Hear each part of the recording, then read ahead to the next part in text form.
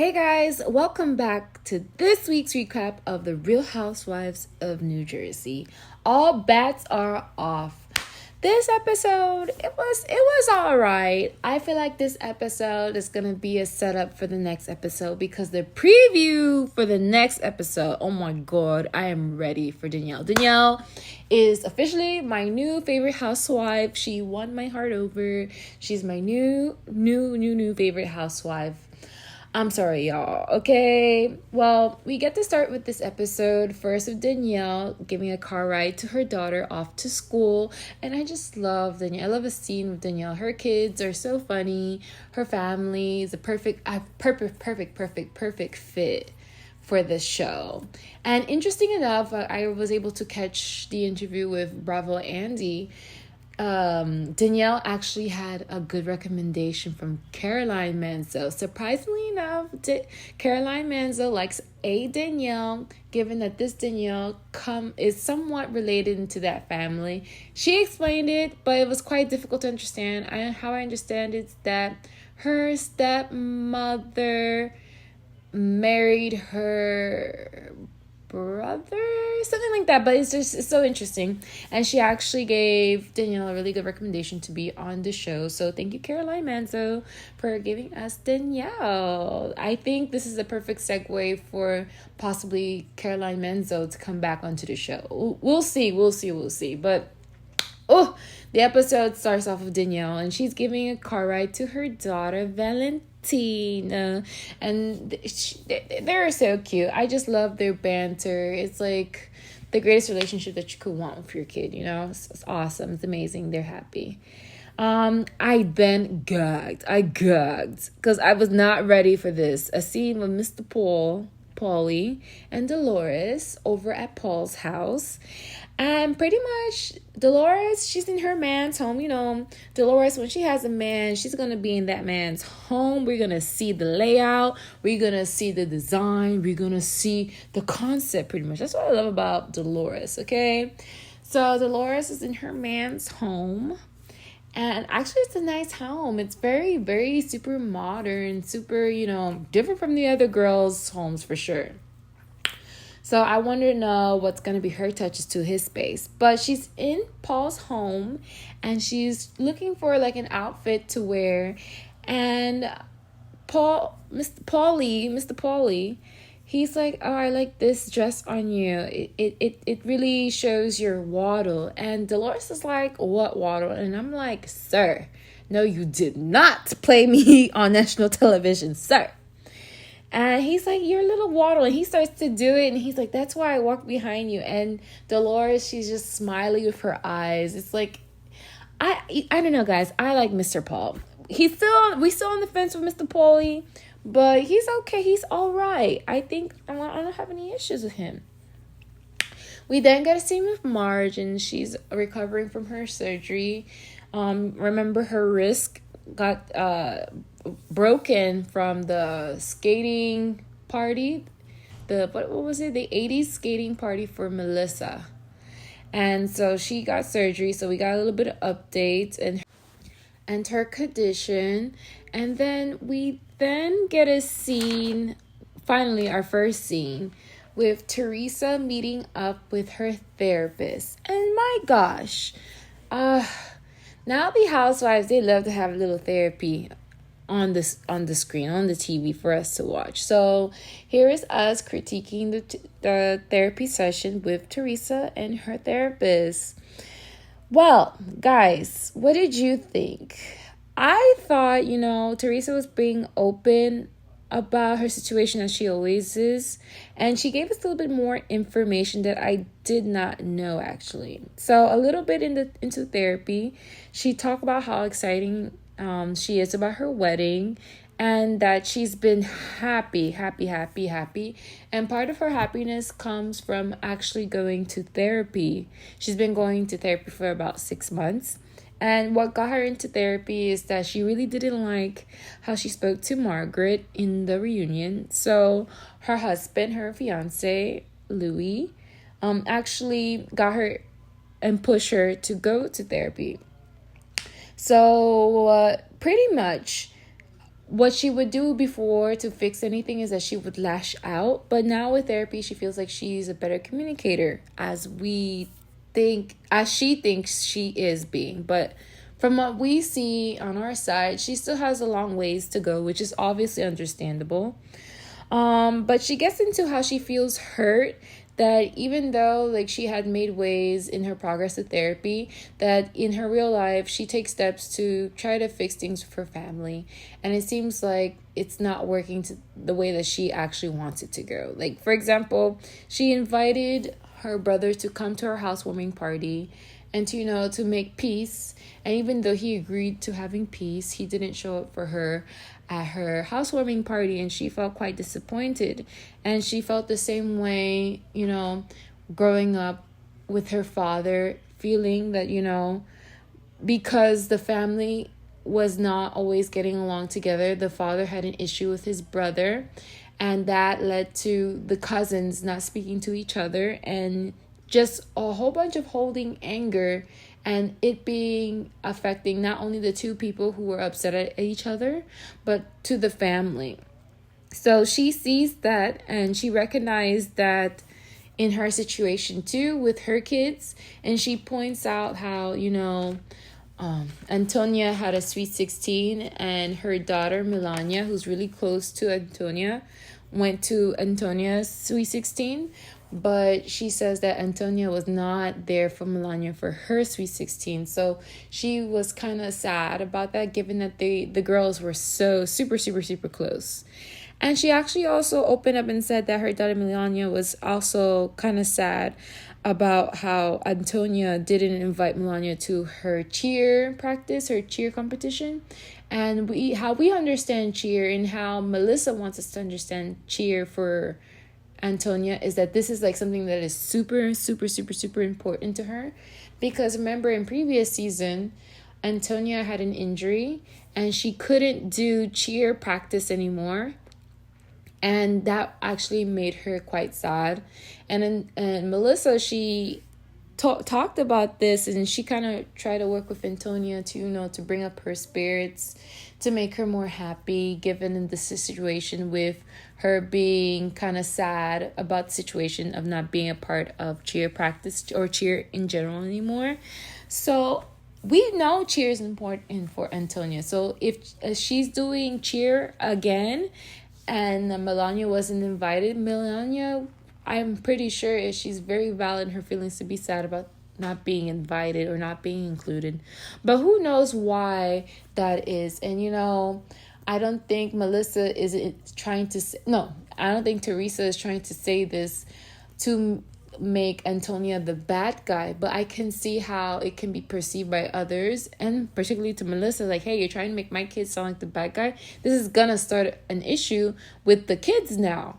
So I feel like, maybe we shouldn't have known this information. I think she should have kept, discussion of the drama between what's happening with the adults and that's going with the kids. But maybe this is her, trying to be very serious about the situation. So I don't know. I wonder what Melissa's reaction to that will be. We then get a scene with Marge at her home, and Jen Fessler is making a stop by to check on Marge. So Jen Fessler, she's a good friend. She pretty much keeps it real with Marge. She doesn't like how Marge actually behaved in this party. And, we don't get that often where a friend will call out a housewife to say, hey, what you did was wrong. You shouldn't be acting like this. Who are you? I don't know this person. Pretty much calling Marge out completely.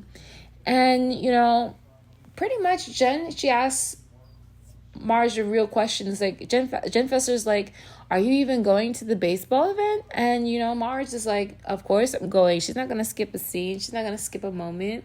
And she said she's going. And then, she's just going to be quiet and ignoring, not quiet, but she's going to ignore pretty much Jen. And she starts to poke a little bit at Jen Aiden, And funny enough, we get a jump scene to Jennifer Aiden, with her kids, cleaning up, and then she goes have a talk with her husband and pretty much gets into the whole situation with Marge and the situation at the brunch, and saying how she was happy to be kicked out because she wanted to leave anyways.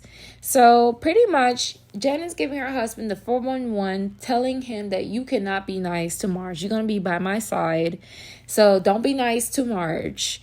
And, she talks about, which kind of alarmed him, she talks about how Marge called her a disheveled medicinal taker. So this kind of made, Bill, like, eyes kind of twitch. He's like, she called you a what kind of moment? And that's understandable. I mean, come on, we're on national television. You cannot call someone that and think that that's okay. So I could kind of see Jennifer Aydin's point in this situation.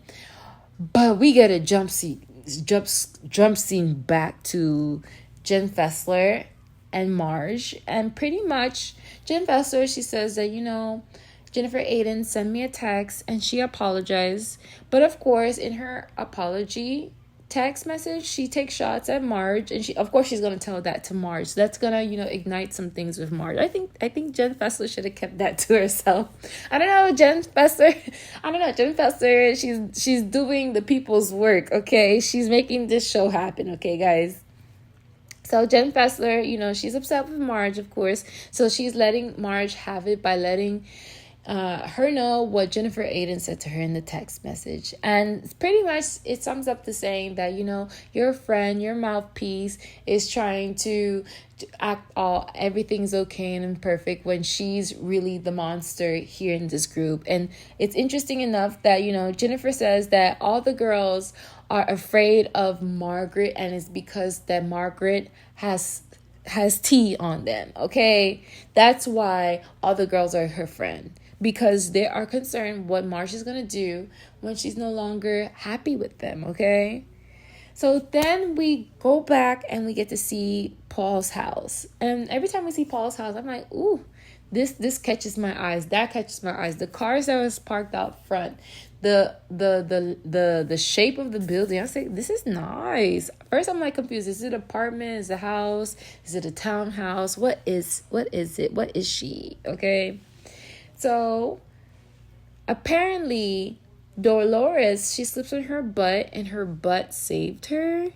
And I'm like, we're getting so much tea on Dolores because of Paul. Paul, you leaking too. You talking too much a bit.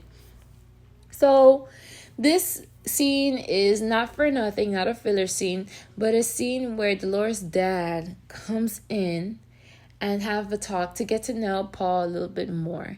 And what's funny about Dolores' dad is that he comes in over to Paul's home and he brings his own soda as if they don't got drinks at that house. Like, come on. Like, sometimes people. Sometimes I can understand that you're going over so-and-so's home, and so-and-so don't have really much. So you bring your own little, your own little refreshments, your own little treats, just to make sure you taken care of, because you don't know what they got. Okay.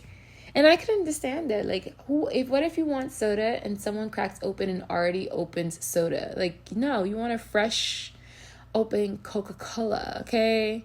Even though Mr. Paul has a fancy coffee machine, even though Mr. Paul have cups on cups on cups, even though Mr. Paul has a whole wall of wine just sitting out there in his kitchen. Like, yeah. So pretty much the dad comes over and they have a little small talk as a group. And, Dolores gives an update to her dad about Paulie's health condition. So apparently Paul has a heart procedure coming up, and it has a high successful rate. What's the issue is that Paul's heart, it skips a beat. It skips some beats, which can be alarming to some. But he gives peace to Dolores and her dad, saying that, this procedure has a high success rate and that there's no worries. and that, he won't be able to come to this baseball game. But of course, he has great intentions for the daughter, that he wants to marry Dolores pretty much. Like he has intentions that the whole purpose of this is to get married at the end of the day, which is what Dolores wants. Dolores then takes a walk with her dad, and her dad asks her the real questions. He's like, are you happy? What do you think? How you feeling? And I've never known Dolores to say anything bad about her man to her loved ones. Like, she just say, like, it's okay. Like, yeah, it's fine, until it's not fine. So, of course, Dolores says she's happy, and, it's the situation is good. That's the kind of guy I want to be with. And the dad is like, yeah, I want to see you with a good guy. But then she switched the conversation of talking about Frank. And now with Frankie, Paulie and Frankie, Frank and Paul. Wow. So with Frank, she tells her father how, because she's now prioritizing Mr. Paul, Frank is a little jealous of Mr. Paul. And her goal is to make Paulie feel like he's the number one guy. He's the priority. And dad actually approves of this, and he's like, yeah, you put in your time, and I'm proud of you that you put in your time to still establishing a good relationship with Frank. But I'm like, he was very happy with her being with Paul. We then get a scene with Rachel, John Fuda, and the Gorgas playing baseball. Well, pretty much practicing for the baseball games because they don't want to suck. So they're playing and they're practicing, and Frank and his girlfriend also is there too. So they're all hanging out. They're coming to practice because they don't want to suck. Most of these people in this group are former athletes, so they are naturally competitive, okay? So they're playing baseball, and it comes up talking about the charity game that's coming up. And Frank, he thinks that Paul is going to be there. So he's like kind of talking about the situation, and he sounds a little bit nervous and anxious because, he doesn't have much, he doesn't get to see Paulie too much. He doesn't get to be in the same room with him, Paul, and Dolores. So he tells the crew that, Dolores is super important to him, super special. And, his girlfriend, of course, she's okay. She's just, she is secure of the situation.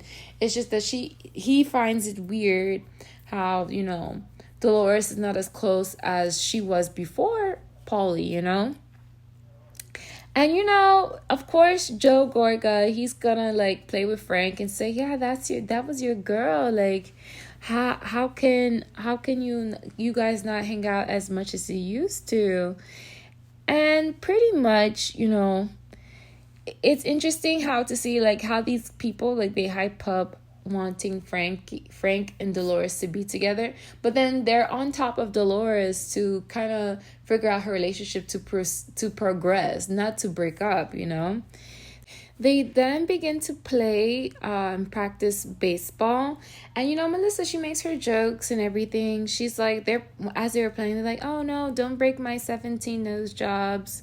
And then when Joe went to go hit the ball, Melissa's like, oh, what they say that I should be with the baseball players, so you better be able to hit, Joe.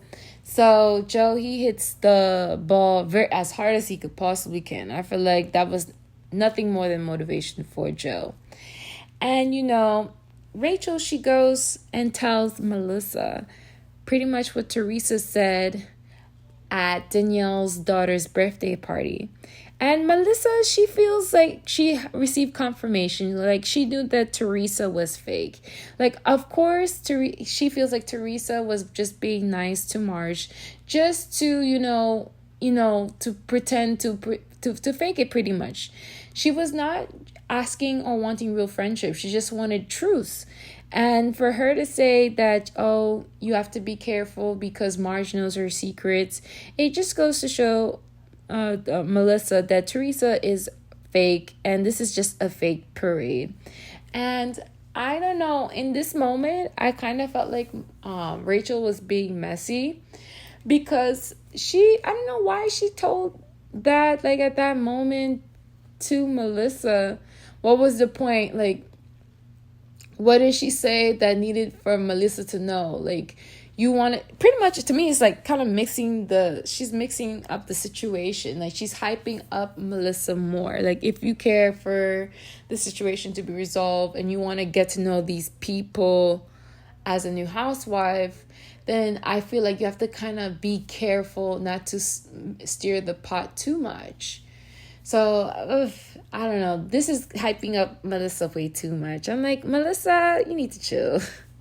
We then actually get to the baseball charity. Finally. And so everyone comes to the event. Everyone is invited. Everyone shows up. Marge, she's like, I'm not starting anything. This is all going to be for charity. And she goes on to say that Jen spins everything that she says and does. So it's interesting for her to be an observer in this situation. She's not going to play. She's just going to watch. And Danielle, she kind of sticks up for Jennifer Aiden a bit. You kind of see her see right through Marge. And she makes a comment about how, saying that Melissa should be with a baseball player is not pretty cool. In her confessional, she says that, I can see right through this. Like, why would you tell someone to break up? Like, their marriage doesn't mean is not good, that they should be with someone else. You're pretty much calling them out, and it's not real. And to Marge's face, Danielle, she's sticking up for Jennifer Aiden and pretty much having her, like, giving her points, like saying that, why would I want to be friends with someone who can possibly look up in things in my past and throw it in my face, essentially. And, Marge, she just kind of looks her up and down a little bit. I don't know if Danielle saw that, but she kind of looked her up and down a little bit. So I thought that was brave. I think that's the difference between Danielle and Rachel. I'm not saying Rachel, she's not doing what she's supposed to do, but I like how these new housewives are actually not going against each other when they come in as they typically do, but as opposed, get things started with the other housewives. So I see Danielle sticking up for her own, and I see Rachel being messy already. I'm like, damn. They said they want to get to know these girls on their own, and they see everything on their own. But I see a lot of steering. I see a lot of starting. Like, Then, Danielle pretty much, she said her piece to Marge, and perfect timing. Jennifer, Aiden, and Bill entered the building. And, Marge is polite. She says hi to Dr. Bill. And Dr. Bill says hello back. And, Jen, she just ignores her. So, which is the best case scenario. Because anything Jennifer Aiden says, is going to be hot. It's going to come out spicy. So, I feel like this is the best possible scenario. Pretty much, everyone's looking at the calendar and everyone is excited to see their husband in the calendar. So when Teresa comes in, it's interesting to see Joe. He runs and takes his son off to be away from his sister. But it was nice to see that they were able to bond when they were looking at the calendar of the husbands. So I thought that was nice. And, they're all pretty doing well in the actual baseball game. It was good seeing, everyone take part of the sport. Even though Marge wasn't able to participate, she was supportive on the sidelines. So I thought everyone was killing it in the baseball.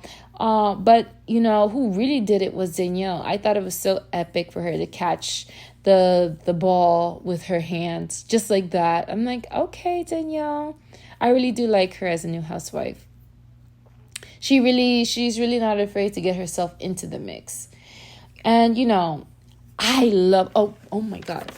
I thought this was a perfect and iconic moment for Rachel. Rachel, she pulls Jennifer Aiden to the side. And, if it wasn't for Rachel to catch this moment, I feel like Jennifer Aiden would not have been able to have this piece of information to go to therapy to deal with her husband.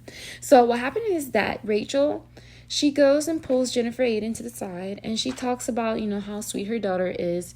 And she said to her, I don't know if you know this, but I was talking to your daughter at Danielle's daughter's birthday party. And her daughter brought up that she wanted to be a love therapist. And Jen, her eyes like twitched and her head turned to the side. And pretty much Rachel's asked, have you heard that before?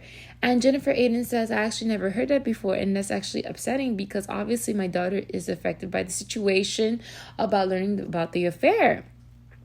Because for Jennifer Aiden's perspective, her daughter, she only has spoken of being pretty much a performer, being on Broadway, but never a love therapist.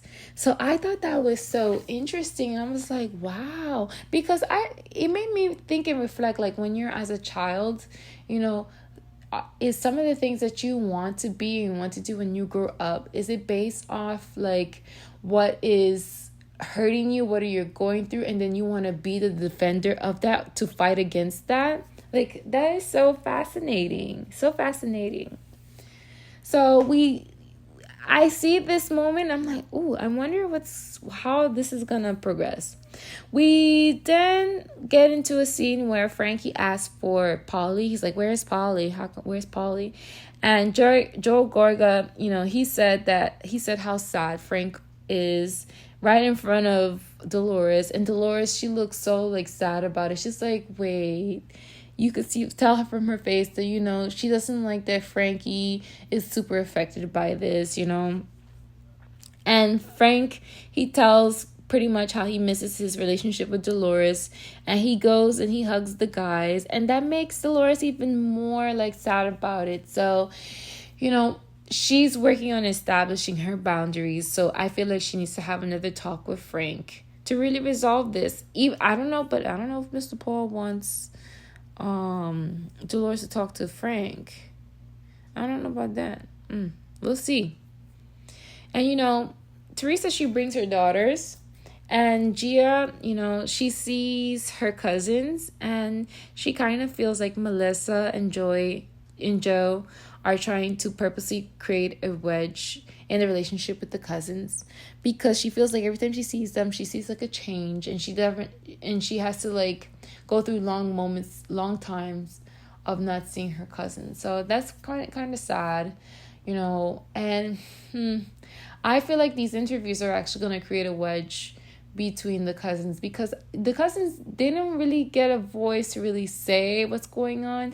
I feel like Melissa and Joe keep their kids away from filming scenes where they actually speak about a situation like this, because when we see them, we just see them just pretty much be kids as we like to see them as, because they're kids.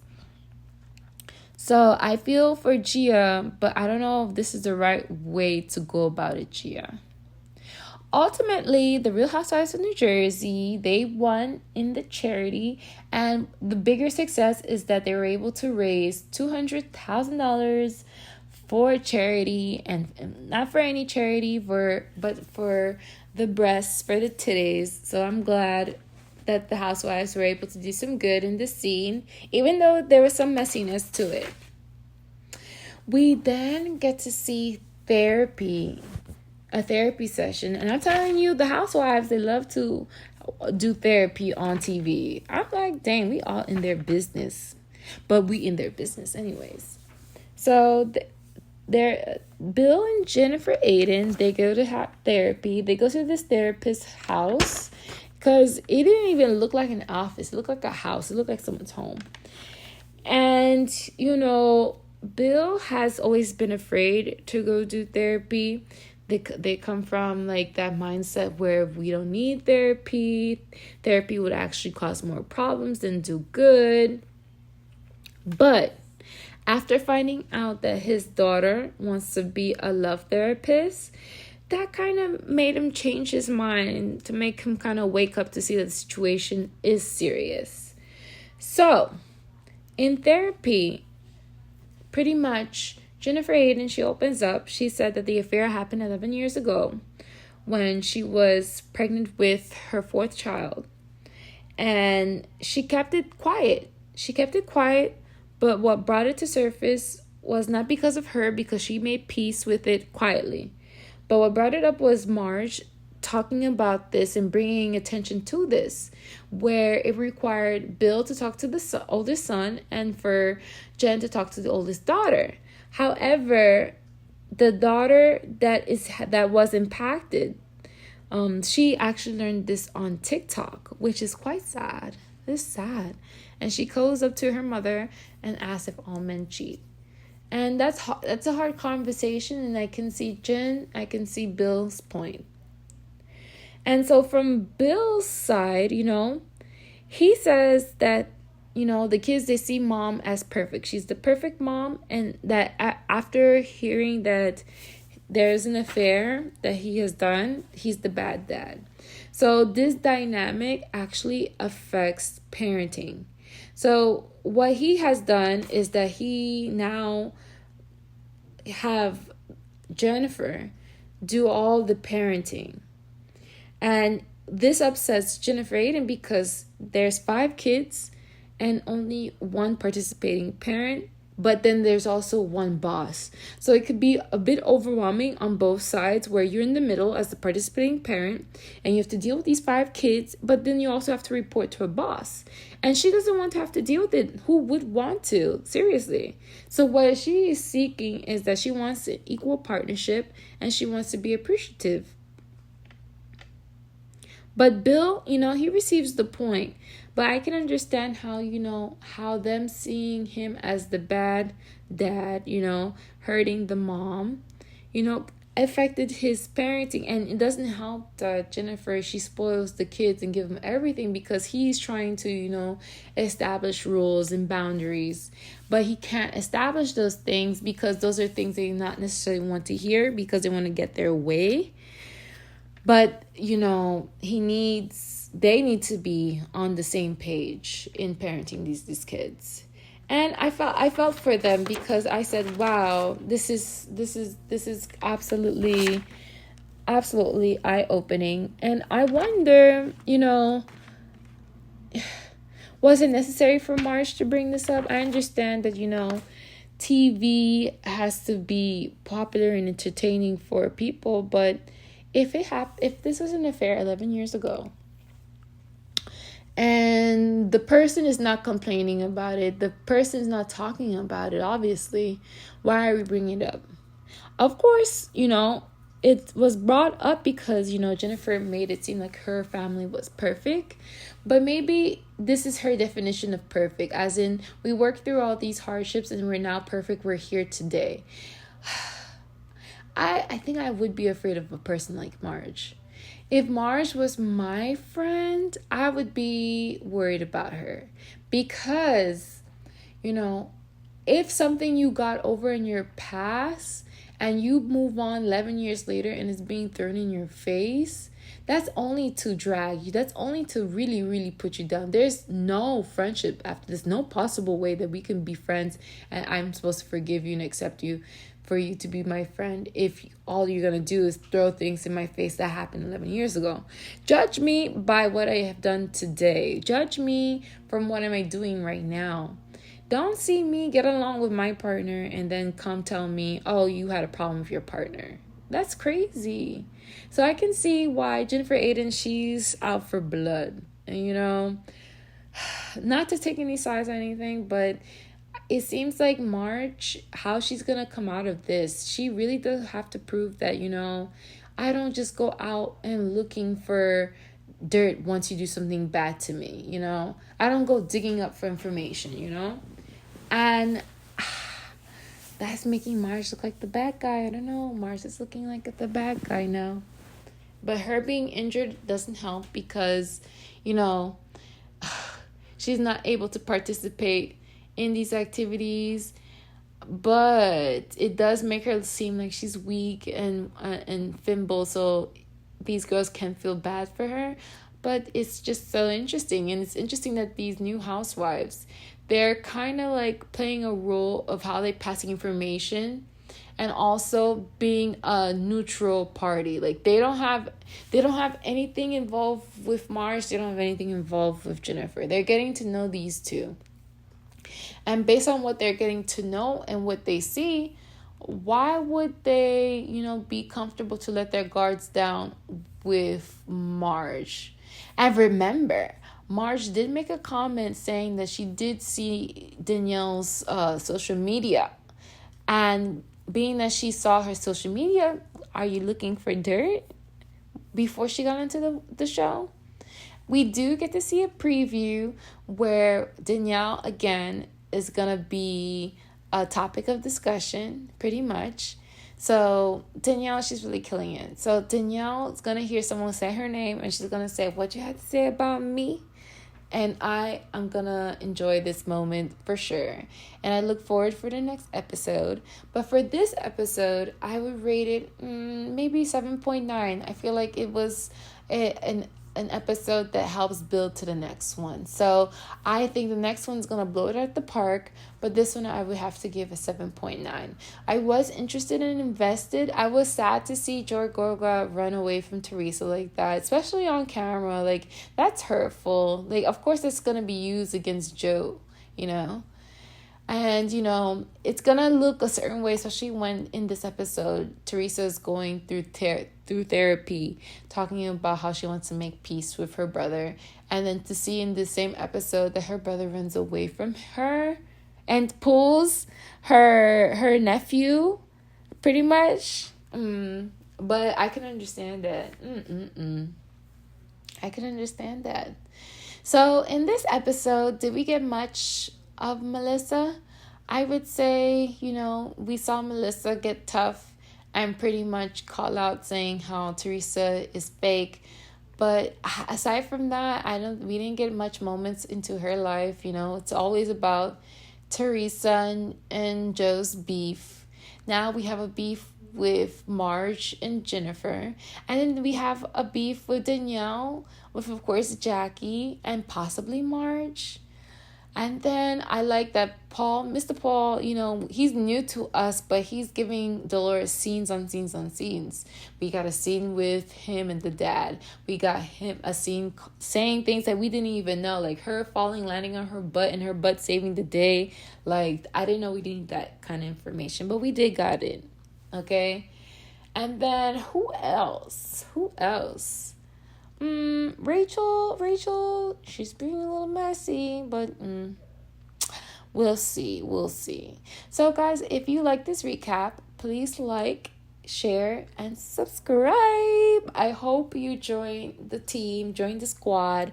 I know the other day I was thanking and being so grateful for having 30 subscribers, but I was so shocked to see I made more people join the team, join the squad, join on us with this journey. I'm so appreciative for every one of you. And I'm curious to know what you guys thought of this episode. Did you feel like how I felt, like it's a filler episode? Well, if so, I relate. And if not, tell me what you think of this episode. Take care and have a great night. Be safe, guys. Bye.